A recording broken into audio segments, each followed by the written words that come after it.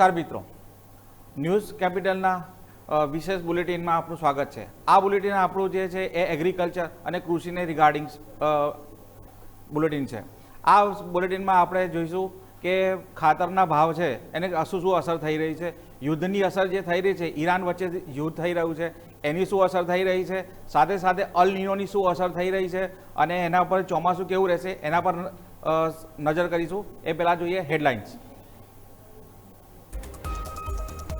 Iran યુદ્ધની અસર ખાતર સેક્ટર ઉપર પડી રહી છે। સ્ટેટ ઓફ હોર્મુઝમાં શિપમેન્ટ અટકાયા છે। સલ્ફર જેવા મુખ્ય કેમિકલની સપ્લાયનો તંગી, ભારતના કૃષિ ક્ષેત્ર પર થઈ રહી છે તેની માઠી અસર। ભારતમાં ખાંડ ઉત્પાદન ઓછું થવાની સંભાવના તંત્રએ જાહેર કરી। વર્તમાન મોસમ સમયની અંદર ખાંડનું ઉત્પાદન ઘટવાનો અંદાજો સરકાર દ્વારા લગાવવામાં આવ્યો। ખરાબ હવામાન અને અલ નીનોની અસર જોવા મળશે શેરડીના પાક ઉપર। ભારતમાં હોર્ટિકલ્ચર ઉત્પાદનમાં થયો વધારો, કૃષિ મંત્રાલયે જાહેર કર્યા તાજેતરમાં આંકડા। હોર્ટિકલ્ચરથી થઈ રહ્યો છે ખેડૂતોની આવકમાં વધારો। શાકભાજી, ફળો અને મસાલાના પાકોમાં ઉત્પાદનમાં થયો વધારો। વિદેશોમાં ભારતના મસાલાની માંગ વધી।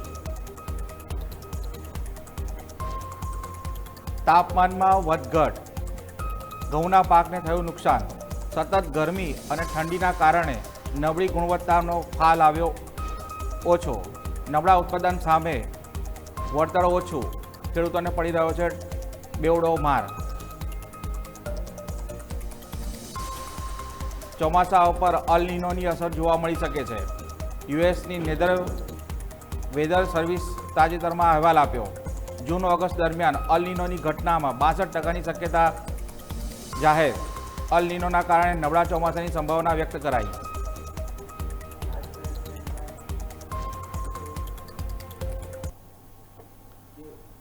તો દર્શક મિત્રો, આપણે જોયું છે કે હવે આપણા અલ નીનોના કારણે ખેતી અને ચોમાસા ઉપર એની અસર થઈ શકે છે, પણ એ પહેલાં જોઈએ કે દરેક ખેડૂતને અને દરેક કૃષિ ઉત્પાદકને જે કૃષક છે એને અસર કરી રહી છે। સાથે સાથે કૃષકને પણ નહીં, સાથે કહેવાય કે વેપારીઓને પણ અસર કરી રહ્યો છે। એ મોટી ખબર છે ઈરાન યુદ્ધ। ઈરાન યુદ્ધની અસર છે એ તમામ સેક્ટર ઉપર પડી રહી છે, પણ જોવા જઈએ તો ખેડૂતો માટે ખાતર ઉપર વધારે અસર પડી રહી છે। હવે એનું કારણ એ છે કે સ્ટેટ ઓફ હોર્મઝ છે જે ઈરાનના હસ્તક છે, ઈરાને એના પર કાબૂ કરેલો છે અને એની અંદર જે શિપમેન્ટ છે બધા અટવાયેલા છે। હવે આ શિપમેન્ટ અટવાયેલા છે એની અંદર જોવા જઈએ તો ખાસ કરીને જે કેમિકલ જે છે ખાતર માટે જરૂરી, સલ્ફર છે, ડીએપી છે, એ બધા જે ખાતરો છે જે અટવાઈ રહેલા છે। તો દર્શક મિત્રો, આ સમાચાર આપણે જોઈએ તો ભારતના કૃષિ ક્ષેત્ર પર તેની સીધી અસર થઈ રહી છે અને ખર્ચનો ઉત્પાદન પણ વધી રહ્યો છે। આપણે જોવા જઈએ તો યુરિયાના ભાવ છે એ સતત વધી રહ્યા છે, એની અસર જે છે આપણા જે ખાતર ઉપર પડી રહી છે। ભારત માટે પણ જોખમ પણ વધી રહ્યું છે, કારણ કે જોવા જઈએ તો ખાસ કરીને આપણે જે યુરિયા છે એ ઇમ્પોર્ટ કરીએ છીએ, બહારના દેશો પાસેથી મંગાવીએ છીએ। નેચરલ ગેસ સપ્લાય જે કહેવાય નાઇટ્રોજન આધારિત ખાતર છે મોંઘું થઈ રહ્યું છે અને હવે જોવા જઈએ તો માર્ચ મહિનો ચાલુ છે। માર્ચ અને એપ્રિલમાં છે ડિમાન્ડ છે ને પીક ઉપર હોય છે, જે ખાતરની ડિમાન્ડ હોય છે અને મે મહિનામાં જોવા જઈએ તો ઉનાળુ વાવેતર ચાલુ થઈ રહ્યું છે।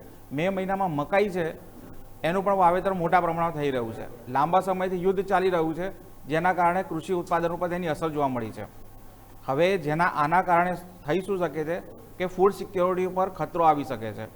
યુરિયાના ભાવની વાત કરીએ તો એક જ સપ્તાહમાં 19% જેટલો વધારો થયો છે અને યુએસ અને ગલ્ફ જેવા દેશોની અંદર જો વાત કરીએ તો યુરિયાનો ભાવ 15% વધ્યો છે। ડીએપીના ભાવમાં પણ વધારો જોવા મળ્યો છે। હવે ભારતની એક જ આશા છે જે રશિયા છે। રશિયા તરફથી ભારત સરકાર વાત કરી રહી છે અને રશિયા તરફથી કોઈ કેમિકલ આવી શકે એના માટેની વાત થઈ રહી છે।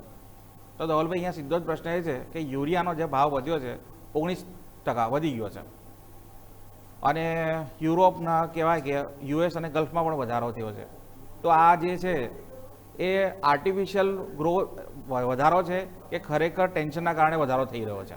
એટલે આમાં આપણે જોવા જઈએ તો અત્યારે તો આપણે ખાલી ખાતરના ભાવ વધ્યા છે એટલે એક સારી વાત છે। અમેરિકામાં તો જોવા જઈએ તો ખાતરના તો વધ્યા જ છે, સાથે સાથે પેટ્રોલ ડીઝલના ભાવ 5 થી 10% સુધી તેમને વધી ગયા છે. એટલે આપણે હજી સુધી તેમાં કોઈ વધારો નથી આવ્યો. હવે આ જે તંગી ઊભી થઈ છે તો ત્યાંનું સીધું કારણ યુદ્ધ છે.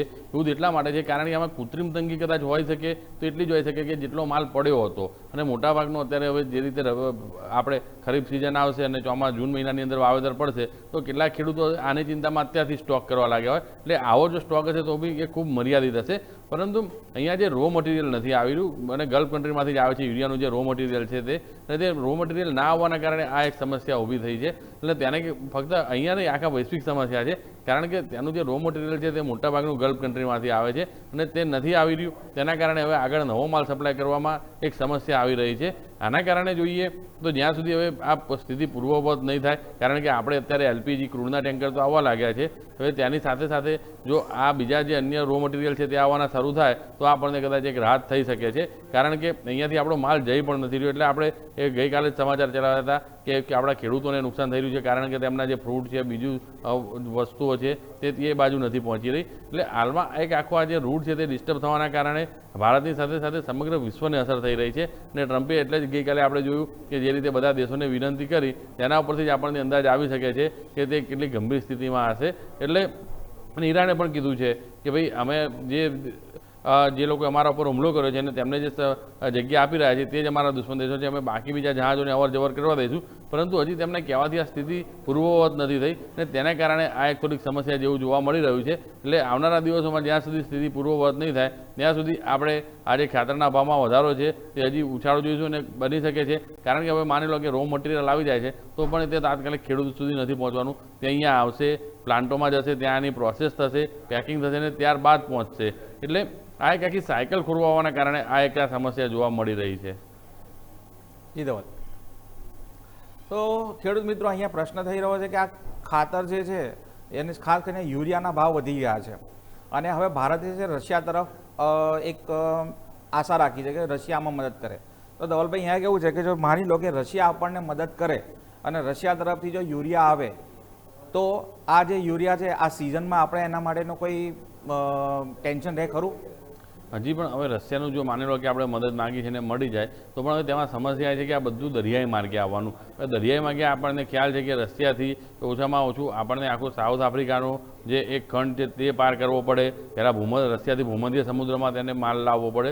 એટલે આ એક ખૂબ લાંબો રસ્તો છે. એટલે ભારત પહોંચતા તેને 1 થી 1.5 મહિના જેટલો સમય લાગી જાય. એટલે હજી તો ડીલ નક્કી થાય ત્યારબાદ ત્યાં આગળ પણ એવું નથી કે રો મટીરિયલ તૈયાર પડ્યું છે અને સીધું શીપમાં ભરી જ દેવાનું છે. તેના માટેના શીપ નક્કી થાય. એટલે આ એક આખી પ્રોસેસ થતાં લાંબો સમય લાગી જશે. એટલે જો રશિયા આપણને મદદ કરે છે તો પણ ચોમાસું આવશે ત્યારે આ એક રાહત મળશે. કારણ કે 1.5 મહિનો અહીંયા આવતા થાય, અહીંયા પ્રોસેસ થાય તો 10 દિવસ ગણી લો. એટલે આ જે પ્રોસેસ છે તે સમયને બધું ગણીને આપણે ગણીએ તો 1.5 મહિના, વધુમાં વધુ 2 મહિના જેટલો સમય લાગી જાય. એટલે ત્યારબાદ એક ખેડૂતો સુધી પહોંચી શક્યા. એટલે આમાં શાંતિની વાત એ છે કે જે ખેડૂતોએ ચોમાસું વાવણી કરવાની છે અને તેમને ત્યારે જે ખાતરની જરૂર પડશે તે સરળતાથી મળી શકશે. એટલે હવે આમાં રશિયા પણ કેટલો ઝડપથી નિર્ણય લે છે, આપણી ડીલ કઈ રીતે થાય છે તે જોવાનું રહેશે અને ત્યાં સુધી આ ગલ્ફનું યુદ્ધ કઈ રીતે પૂરું થાય છે. કારણ કે માની લો કે ગલ્ફમાં પણ શાંતિ થઈ જાય તો પછી જે આપણા રશિયાથી જહાજો આવવા નીકળ્યા હોય એક બાજુ તે પણ પહોંચે અને બીજા રશિયાના જે ગલ્ફમાંથી આવી રહ્યા છે તે પણ જે રો મટીરિયલ છે તે પૂર્વવત થઈ જાય તો આ એક શાંતિની સ્થિતિ બની શકે છે આ પરિસ્થિતિમાં. એટલે અહીંયા ઓવરઓલ જોઈએ તો જે અત્યારે તો પરિસ્થિતિ આપણે બધી જોતો ઉપર જ નિર્ભર રહેવાનું છે. એટલે શું થાય છે શું નહીં, અને જો ખાતર નહીં આવે તો ખેડૂતોને સમસ્યા થવાની છે. અને બીજું કે આ એવું વસ્તુ નથી કે આપણે બીજા કોઈ દેશમાંથી મંગાવી લઈએ, કારણ કે ત્યાં પણ અવેલેબલ નથી. રો મટીરિયલ બહુ મર્યાદિત જગ્યાએ આનું અવેલેબલ છે. એટલે તેના કારણે આપણે એક આ સ્થિતિ ઊભી થયેલી જોઈ રહ્યા છીએ. જી ધવલ, તો ખેડૂત મિત્રો આપણે સાંભળ્યું કે ભાઈ યુરિયા જો રશિયાથી આવશે તો પણ હજી પરિસ્થિતિ થોડી વિકટ છે. તો હવે આશા રાખીએ કે સ્ટેટ ઓફ હોર્મસ ઉપરથી જલ્દી આપણા જહાજો રિલીઝ થવા માટે અને જે ખાતરની સમસ્યા છે એ પૂરી થાય. પણ આ જે બધા સમાચારો વચ્ચે એક સારા સમાચાર એવા છે કે ભારતમાં હોર્ટિકલ્ચર જે છે ઉત્પાદન એમાં વધારો થઈ રહ્યો છે. અને ખાસ કરીને જોવા જઈએ તો ઉત્પાદન લગભગ જોવા જઈએ તો સામાન્ય વધારો છે પણ એ સારો વધારો છે. જો 2024થી 25ની વાત કરીએ તો 37.38 લાખ ટન જેટલું હતું, જે આ વર્ષે એની અંદર વધારો થયો છે 0.86 જેટલો વધારો થયો છે. એટલે ટૂંકમાં કહેવાય કે ગયા વર્ષ કરતાં જેવા 3708 જેટલો વધારો થયો છે. એટલે નિયર બાય 1 લાખ ટન જેટલો વધારો થયો છે. અને આ આંકડા છે કૃષિ મંત્રાલય બહાર પાડેલા છે. કૃષિ મંત્રાલયનું સાથે કહેવું છે કે જ્યારે ઉત્પાદન વધ્યું છે એની સાથે સાથે ખેડૂતોની આવકમાં પણ વધારો થયો છે અને દેશમાં જે કુલ શાકભાજીનું ઉત્પાદન છે એ ધીમે ધીમે વધી રહ્યું છે. 2025ની વાત કરીએ તો 2137.97 લાખ ટન જેટલું હતું, જે ગત વર્ષમાં 2072 જેટલું હતું. એટલે કહી શકાય કે એની અંદર 1000 ટનનો વધારો થયો છે, 1000 લાખ ટનનો વધારો થયો છે. અને ખાસ કરીને જો હોર્ટિકલ્ચરમાં વાત કરીએ તો બટાકા, મરચાં, કોબી, રીંગણ, ભીંડા વગેરેનો સારો એવો વધારો જોવા મળી રહ્યો છે. ફળો ઉત્પાદનની જો વાત કરીએ તો એની અંદર સામાન્ય વૃદ્ધિ થઈ છે, 0.88% જેટલી વૃદ્ધિ થઈ છે. પણ એની સામે જોવા જઈએ તો ફૂલ ઉત્પાદન છે, જેની અંદર જરબેરા આવે છે, જેની અંદર ગોટા આવે છે, તુલિપ આવે છે, એના બધાના જો ફૂલ ઉત્પાદનની વાત કરીએ તો એની અંદર સતત વધારો જોવા મળી રહ્યો છે. ગત વર્ષે 42 લાખ ટનનો હતો, એની સામે આ વખતે માફ કરજો, જે 41 લાખ ટન હતો એની સામે આ વખતે 42 લાખ ટન જેટલું ઉત્પાદન થયું છે. સામે જોવા જઈએ તો મસાલાના ક્ષેત્રમાં પણ વધારો થયો છે. મસાલા એટલે શું? તો કે જેમાં જીરું, આદુ, લસણ, હળદર, ધાણા એ બધાની અંદર છે વધારો થઈ રહ્યો છે. અને આ જે વધારો છે એ 50 લાખ હેક્ટરમાં વિસ્તાર થયો છે અને 1.29 એટલે નિયર બાય તમારું 130 લાખ ટન જેટલું ઉત્પાદન થયું છે. અને જોવા જઈએ તો આપણું જે જીરું છે એ જીરાનું ખાસ કરીને જે એક્સપોર્ટ જે થાય છે એ દુબઈમાં એની સારી એવી માંગ છે, સાથે સાથે યુરોપમાં પણ આપણું જીરું એ પહોંચે છે. હવે હોર્ટિકલ્ચરમાં જોવા જઈએ તો શાકભાજી અને મસાલામાં વૃદ્ધિ જોવા મળી છે અને બાકીના અન્ય ઉત્પાદનો છે જે સ્ટેડી છે. તો અહીંયા ધવલભાઈ મારે સીધું તમને પૂછવું છે કે હોર્ટિકલ્ચરમાં ઉત્પાદન થઈ રહ્યું છે, નેટ હાઉસ બની રહ્યા છે, સાથે સાથે તમારા કંટ્રોલ ફાર્મિંગ કહેવાય એ થઈ રહ્યું છે અને એના હિસાબે જે કૃષિ મંત્રાલય એવું કીધું છે કે ખેડૂતોની આવકમાં વધારો થઈ રહ્યો છે. અને આપણે પણ જોઈએ છે કે જે બટાકા જે હતા કે 20 રૂપિયાથી લઈને 30 રૂપિયા પણ ઘણી વખતે પહોંચી જાય છે સિઝન દરમિયાન. તો ખેડૂતોને એનો ફાયદો થઈ રહ્યો છે. તો કંટ્રોલ ફાર્મિંગ જે કહેવાય એની અંદર જે સરકારે જે નવા સ્ટેપ લીધા છે એનાથી ખેડૂતોને ફાયદો થઈ રહ્યો છે. તો આ વિશે કહેવાય કે આ જો સરકારના જે યોજનાઓ છે એનાથી ખેડૂતોને ફાયદો થઈ રહ્યો છે. અને આના માટે કહેવું તો કે ખેડૂતોની આવક વધી રહી છે. જે સરકારે નક્કી કર્યું હતું, આપણા મોદી સરકારે આવક ડબલ કરશે, એ ક્યાંક ફલીભૂત થઈ રહ્યું છે. ચોક્કસ, કારણ કે આપણે જોવા જઈએ તો જે રીતે આપણે ઉત્પાદન વધ્યું છે ને આ બધાની માંગ સતત યથાવત રહે છે. એટલે આના કારણે આપણે જોઈએ તો જે શાકભાજીમાં પણ આપણે દેશની વસ્તી જેટલી બધી છે કે જેટલું ઉત્પાદન થશે તે તમામનું વેચાણ થઈ જ જવાનું છે. એટલે આ પરિસ્થિતિની અંદર અને બીજું કે બગાડ ઓછો રહેશે, જો સારી ગુણવત્તાના હશે તો તેનો વિદેશ પણ એક્સપોર્ટ થઈ શકે. ઘણી બધી જગ્યાએ શાકભાજી નથી પહોંચી રહી. આફ્રિકાના ઘણા બધા દેશો છે, ગલ્ફ કન્ટ્રી છે, તો ત્યાં આગળ અહીંયાથી ઘણી સારા એવા પ્રમાણમાં નિકાસ થાય છે. એટલે જો ઓવરઓલ ઉત્પાદન વધશે તો આપણા જ ખેડૂતોને ફાયદો છે. હવે આપણે માની લો કે યુરોપ, ન્યુઝીલેન્ડ આ બધા સાથે ફ્રી ટ્રેડ એગ્રીમેન્ટ કર્યા છે તો તેમના સફરજન અહીં આવવાની વાત છે. પરંતુ આપણે જ અહીંયા જો આ ઉત્પાદન વધ્યું હશે તો પછી આ પરિસ્થિતિની અંદર આપણે જોઈએ તો આપણા જ ખેડૂત સ્થાનિકોનું જો ખરીદવામાં આવશે તો ત્યાંથી ભલે આપણે ટ્રેડ એગ્રીમેન્ટ થયો, તેમની વસ્તુ અહીંયા આવતી હોય, પરંતુ આપણું જ વસ્તુ વેચાશે તો આપણા જ ખેડૂતોને સીધો ફાયદો થવાનો છે. એટલે ઓવરઓલ આપણે જોવા જઈએ તો જે ઉત્પાદન વધ્યું છે તેનો લાભ સીધો ખેડૂતોને થઈ પણ રહ્યો છે અને તેના સારા ભાવ પણ મળી રહ્યા છે. એટલે ઓવરઓલ જે સરકારના સતત પ્રયત્ન છે તે અત્યારે ક્યાંક ફળી રહ્યા હોય તેવું લાગી રહ્યું છે. જી ધવલ, તો દર્શક મિત્રો આપણે જોઈએ છે આપણા જે વડાપ્રધાન છે, સાથે સાથે આપણા જે કેન્દ્ર સરકાર છે, કેન્દ્ર સરકાર અને રાજ્ય સરકાર સતત પ્રયત્ન કરી રહી છે ખેડૂતોની આવક વધે અને એના માટેના નવા જે કહેવાય કે નવા સ્ટેપ લઈ રહ્યા છે. તાજેતરમાં જ આપણે સમાચાર જોયા હતા કે જે એગ્રી ઇન્ફ્રા માટે સરકારે 1 લાખ કરોડનું ભંડોળ આપેલું છે. આ બધા સમાચારો જે ખેડૂતોની આવક સતત વધારવા માટે થઈ રહ્યા છે. તો દર્શક મિત્રો, હવે અત્યારે એક સમય થયો છે વિરામનો, પણ વિરામ બાદ આપણે જોઈશું કે અલ નીનોની અસર શું જોવા મળી રહી છે. સમય થયો છે બ્રેકનો.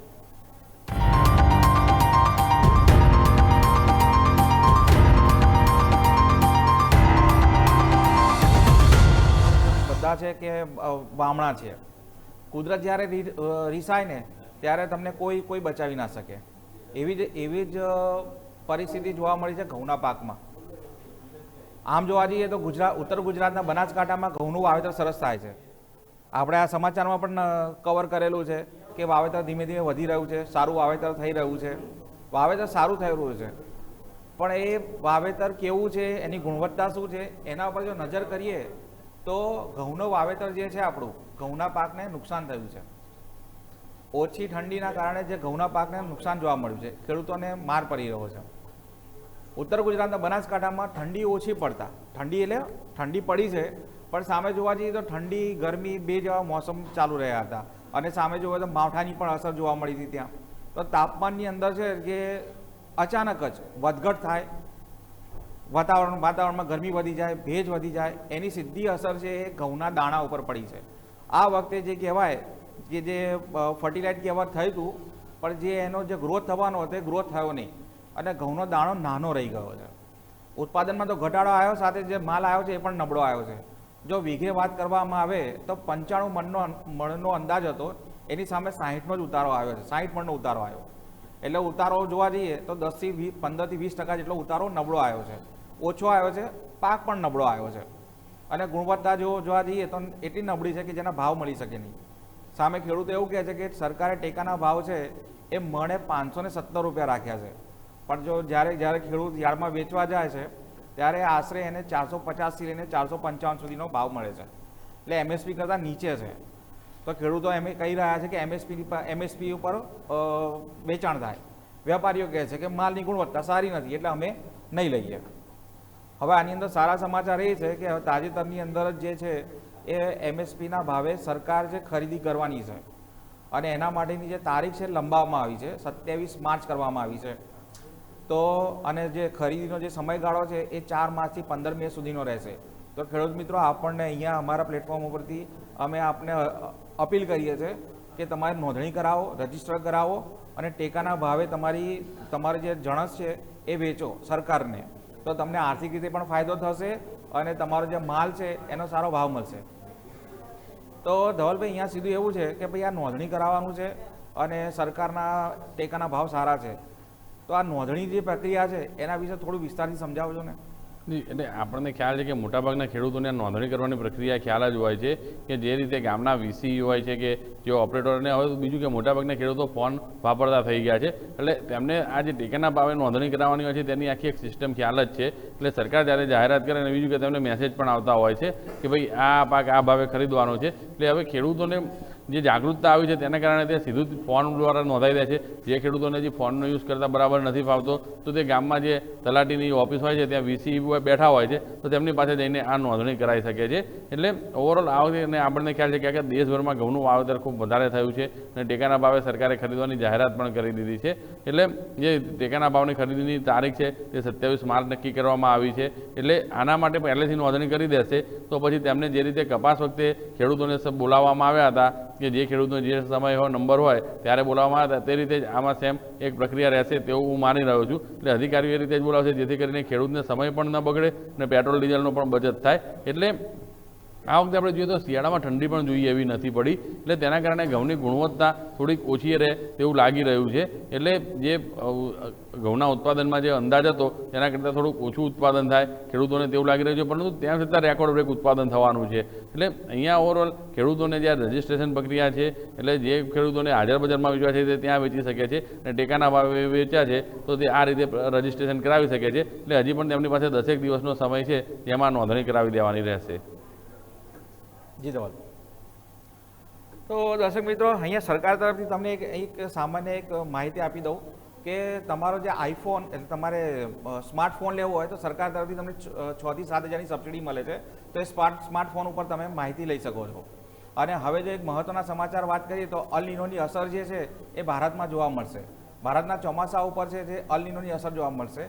અને આ જે છે યુએસની નેશનલ વેધર સર્વિસ છે એને તાજેતરમાં એક અહેવાલ બહાર પાડ્યો છે, જેને કીધું છે કે જૂન અને ઓગસ્ટ દરમિયાન અલ નીનોની ઘટનામાં 62% વધારો થવાની શક્યતા છે. ત્યારબાદ ધીમે ધીમે 80% સુધીની સંભાવના સેવાઈ રહી છે. અલ નીનોના કારણે ભારે ગરમી અને દુષ્કાળ જેવી પરિસ્થિતિ જો ભારતમાં સર્જાવાની શક્યતા છે, પણ આશા રાખીએ કે એવું ન થાય. અને આગામી 2 મહિનામાં પરિસ્થિતિ ઉપર વધુ સ્પષ્ટ ખ્યાલ આવશે. અને જો ખાસ વાત કરીએ તો અત્યાર સુધીમાં 1980થી લઈને અત્યાર સુધીમાં 25 સુધીમાં 14 અલ નીનોના વર્ષ આવ્યા છે. એમાં 9 વર્ષ જે છે એ નબળા ચોમાસા રહ્યા છે. અને સિઝન દરમિયાન જો વાત કરીએ તો અલ નીનોનો જ્યારે સમય આવે છે ત્યારે અલ નીનોની અંદર 10% જેટલો વરસાદની ઘટ પડે છે. એટલે આ જે વસ્તુ જે સમાચાર જે કહેવાય એ સાબિત મતલબ કે અલિનોના કારણે ચોમાસું નબળું રહી શકે એવી શક્યતા છે. તો દર્શક મિત્રો, આપણે આ બુલેટિનમાં જોયું, બસ એના માટે આટલું. હવે અમારા સહયોગી છે વ્યોમિક છે, તે બજારની અપડેટ લઈને આવશે અને તમને નફાના તક આપશે, કારણ કે અમે છીએ ન્યૂઝ કેપિટલ માર્કેટ, નફાનું નવું સરનામું.